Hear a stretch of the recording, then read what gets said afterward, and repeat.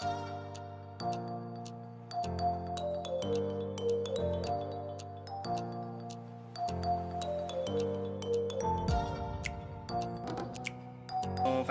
nama saya Setiawan Nur Effendi, NIM K7619068 dari kelas D. Namaku Kori Abdillah, saya dari kelas D dengan NIM K7619061. Kenalkan, nama saya Nida Nur Nabilah, NIM K7619053 dari kelas D. Kenalkan, nama saya Sri Kusuma Lestari, biasa dipanggil Cici, dengan NIM K7619071. Saya dari kelas D. Oke, yang pertama saya akan menjelaskan tentang income statement, definisinya ya. Nah, income statement itu adalah bagian dari laporan perusahaan yang berupa laporan keuangan. Nah, dari laporan keuangan itu kita bisa mengetahui nih kalau kinerja perusahaan itu sebagaimana. Contoh perusahaan itu bisa untung atau rugi itu bisa lihat dari income statement tersebut.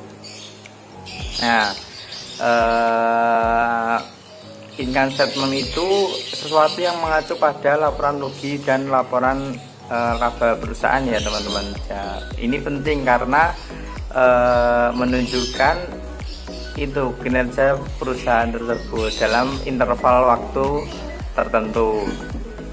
Nah, ini bervariasi dari perusahaan pada masing-masing bidang ya teman-teman. Selanjutnya, definisi dari CASO adalah sebagai berikut. Bisa dilihat. Selanjutnya, definisi menurut Kasmil tahun 2010 sebagai berikut. Selanjutnya dari Najmuddin tahun 2011. Selanjutnya ada catatan. Nah, di dalam laporan laba rugi perusahaan itu ada yang harus diketahui secara basic ya. Yang pertama itu ada pendapatan, yaitu revenue. Nah, pendapatan itu uang yang diterima perusahaan dalam kurun waktu tertentu yang sebagaimana dilaporkan oleh divisi keuangan. Selanjutnya itu ada expense, yaitu beban tanggungan perusahaan. Untuk dapat menghitung itu, ini digunakan rumus yaitu revenue dikurangi expense. Nah, nanti ada jumlah dari pendapatan bersih perusahaan tersebut.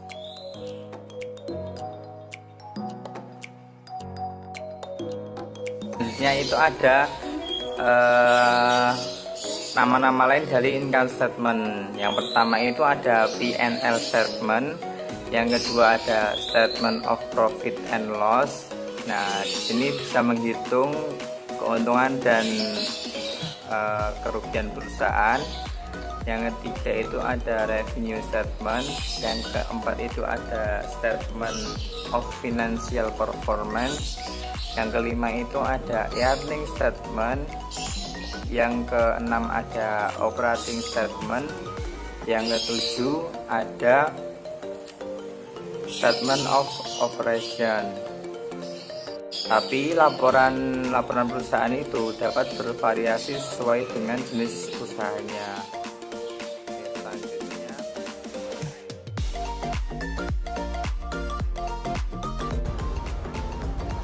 Selanjutnya adalah konsep dari net sales atau penjualan bersih.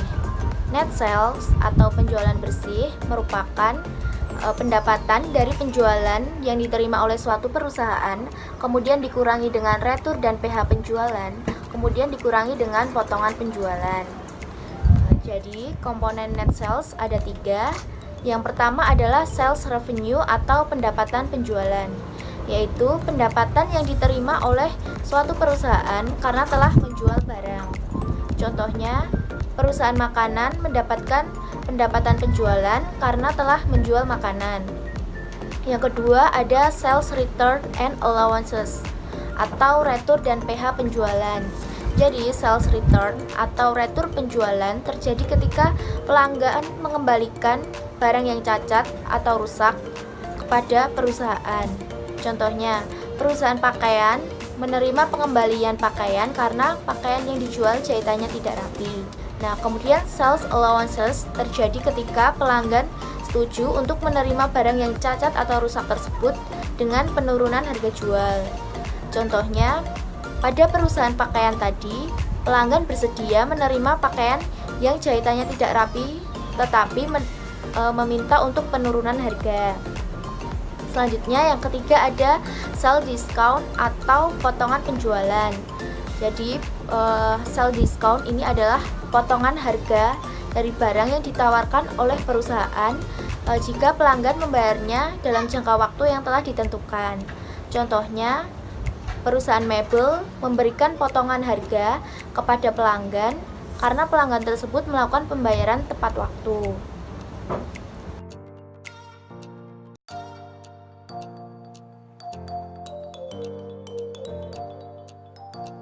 Baik teman-teman, selanjutnya saya akan menjelaskan bagaimana cara menghitung net sales.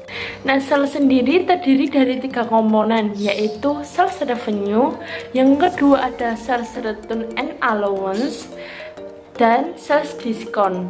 Ketiga komponen tadi datanya dapat kita ambil dari trial balance atau neraca saldo. Oke, sudah ditayangkan net sales sendiri, yaitu sales revenue dikurangin tanda kurung sales return and allowance ditambah sales discount. Jadi sales return and allowance ditambah dulu nih dengan sales discount, lalu hasilnya nanti akan dikurangi dengan sales revenue. Begitu.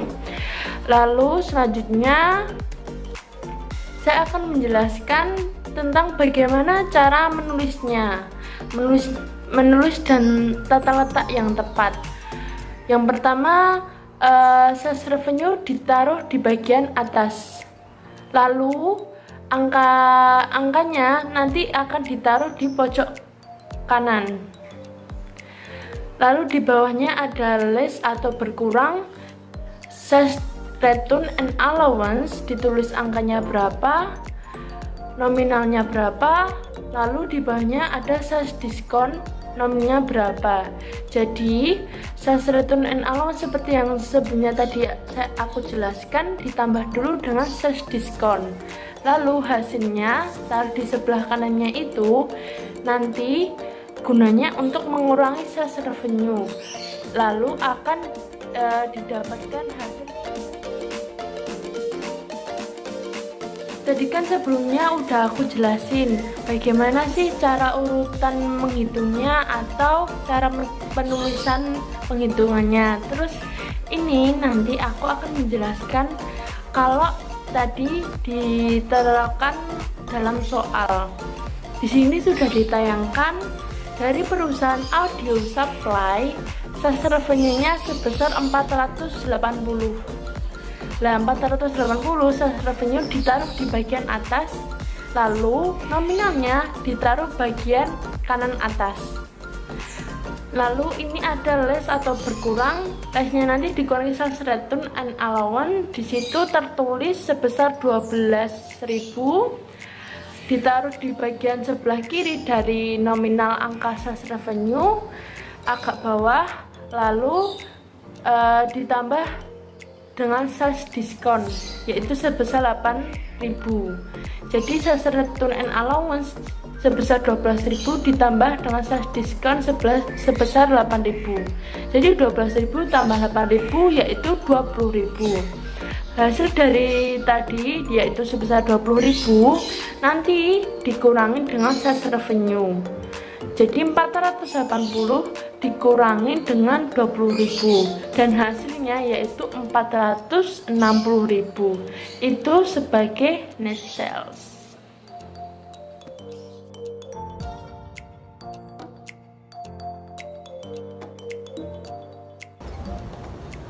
Selanjutnya adalah konsep dari net purchase atau pembelian bersih.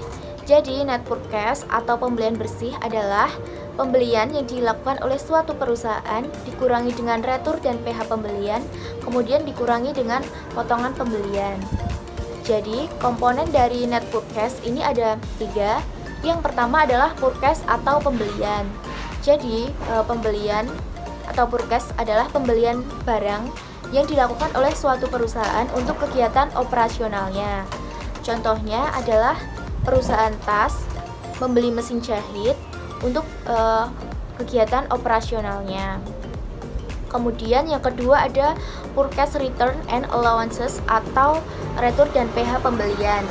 Jadi purchase return atau retur pembelian terjadi ketika perusahaan membeli barang tetapi barang tersebut cacat atau rusak, kemudian perusahaan mengembalikan barang tersebut kepada pemasok atau penjualnya.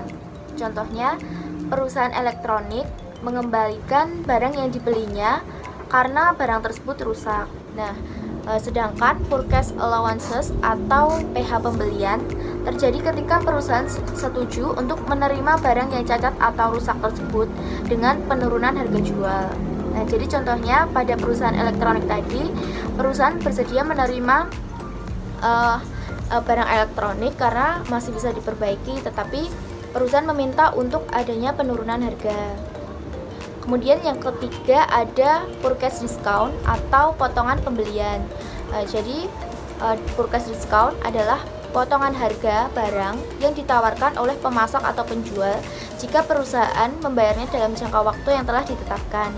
Jadi contohnya perusahaan sepatu mendapatkan potongan harga atas pembelian kanvas karena membayarnya dalam waktu yang telah ditentukan.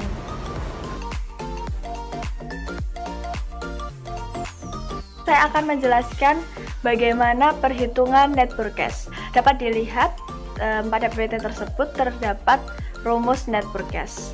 Net purchase atau pembelian bersih dihitung dengan cara purchase atau pembelian dikurangi purchase returns and allowances atau retur pembelian dan PH dijumlah dengan purchase discount atau diskon pembelian. Nah, itu merupakan rumus net purchase. Dapat dilihat pada slide tersebut yaitu bentuk perhitungan dari rumus yang sebelumnya dijelaskan. Di situ terdapat purchase atau pembelian senilai X dolar, selanjutnya dikurangi purchase returns and allowances atau retur pembelian dan PH senilai X dolar yang dijumlah dengan purchase diskon atau diskon pembelian. Hasil penjumlahan tersebut digunakan untuk mengurangi purchase atau pembelian. Hasilnya akan mendapatkan net purchase atau yang biasa dikenal dengan bersih. Ya, selanjutnya dapat dilihat pada PPT tersebut terdapat perhitungan COGS atau yang biasa dikenal dengan HPP penjualan. Nah, kenapa sih yang ditayangkan di situ tuh HPP penjualan bukan langsung perhitungan net purchase gitu? Nah, kenapa? Karena perhitungan net purchase tersebut masuk ke dalam perhitungan HPP penjualan tersebut atau COGS. Nah, di situ kita lihat di bawah inventory Januari pada tanggal 1 terdapat purchase atau pembelian sebesar 325.000 yang dikurangi dengan penjumlahan dari purchase returns and allowances senilai 10.400 dan purchase diskon senilai 6.800. Hasil penjumlahan dari purchase returns and allowances dan purchase diskon tersebut adalah 17.200. Nah, hasil penjumlahan tersebut digunakan untuk mengurangi purchase tadi atau pembelian. Jadi 325.000 dikurangi 17.200 dan didapatkanlah hasil net purchase atau yang biasa dikenal dengan penjualan bersih sebesar 307.800. Nah, sebenarnya perhitungan net purchase itu hanya sampai di situ saja, sampai ke 307.800. Nah, tapi perhitungan net purchase tersebut akan selanjutnya nanti akan digunakan untuk menghitung COGS atau HPP penjualan. Nah, makanya masuknya ke dalam perhitungan HPP penjualan. Nah, tentang HPP penjualan nanti akan dijelaskan